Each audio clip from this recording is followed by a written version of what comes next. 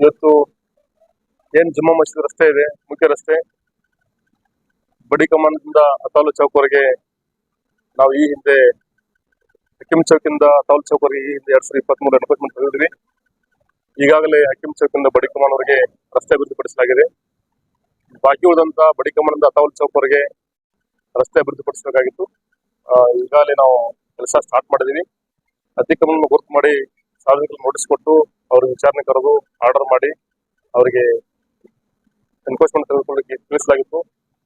ಈ ಸಂದರ್ಭದಲ್ಲಿ ಅವರು ತೆಗೆದುಕೊಳ್ಳೋದನ್ನು ನಾವು ಪಾಲಿಕೆಯಿಂದ ನೋಡಿ ಅವರಿಗೆ ನಿನ್ನೆನೂ 2 days ಆಯ್ತು. ನಮ್ಮ ಪೊಲೀಸ್ನವರು ಮತ್ತು ನಮ್ಮ ಪಾಲಿಕೆ ಅಧಿಕಾರಿಗಳು ಬಂದು ಅವ್ರು ಎನ್ಕ್ರೋಚ್ಮೆಂಟ್ ತಗೊಳ್ಳಿಕ್ಕೆ ಹೇಳಿದ್ರು.